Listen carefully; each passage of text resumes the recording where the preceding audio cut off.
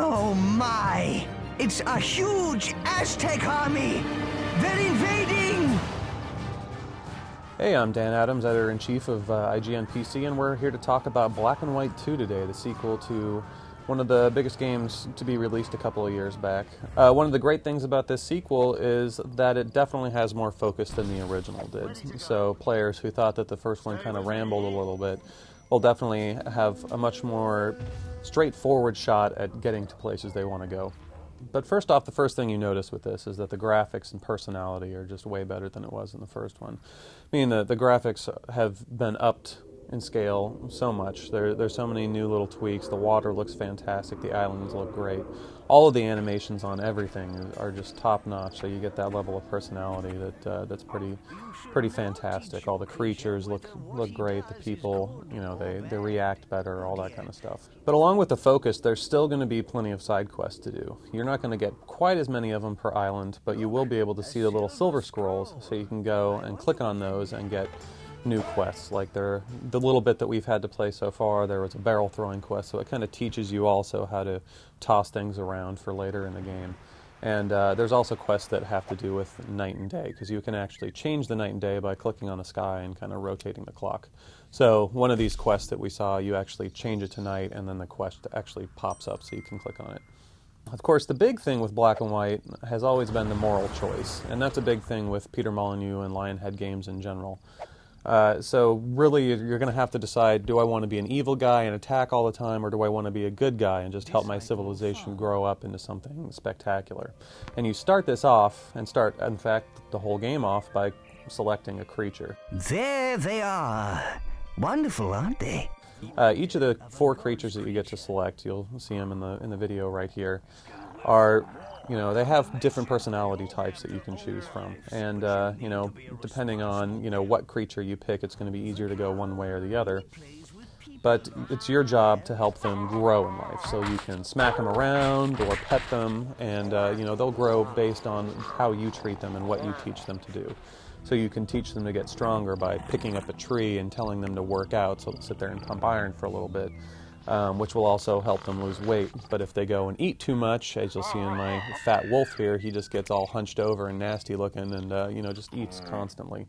But they can also take roles now, very specific roles. So instead of having a free will, you can tell them to go and be a builder.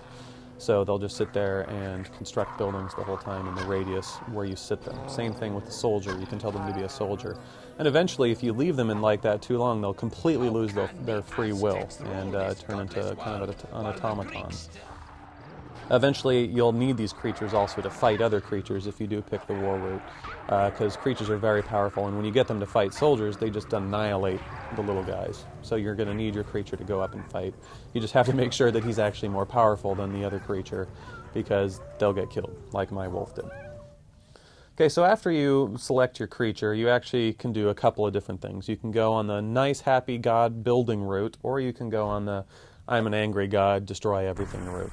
So the god building route is actually really fun because the city building tools that they put in are really great. You can drag roads from anywhere. In fact, you can copy any building that's already on the map just by clicking on it and dragging. There's actually a nice center city square that you can drag buildings off of as well, and it gives you a selection of stuff that the people want, so you know what's going to make your citizens happier. The more you do this and the larger your city becomes, it's actually going to become more impressive, which will create attraction to other people outside of your city, so they'll actually abandon their villages and the enemy on the map and come to you. And then you can click on their little immigrant tab and bring them into your city and allow them to even fill up your city even more. When you do complete things like this and quests and stuff, you'll actually gain tribute, which allows you to go in and pick new buildings, which will allow you to have even more prestige and gather even more people to you, which is cool. You can also get new powers and abilities for your creature as well through tribute. On the other hand, if you don't want to be impressive at all you want to do is kill things. There's a lot of new things to do with that. They tried to make the RTS side of this a lot easier. So now when you want to build an army, you click on the armory, click on the ground and drag open like the certain amount of people that you want in your battalion. And then once you have that, you can go and attack. And you can actually link the different groups together and make them move at the same time and attack at the same time. So you really only have to control one of your battalions. Of course, eventually, if you do want to go this mean route, then you're going to have to go and attack a city, and that's pretty difficult. So you're going to have your army built up pretty big, which at this point, wasn't really that big a possibility. I mean, it was big enough to get through the wall, but at the same time, my army kind of got slaughtered once I got inside the walls at this early stage of the game.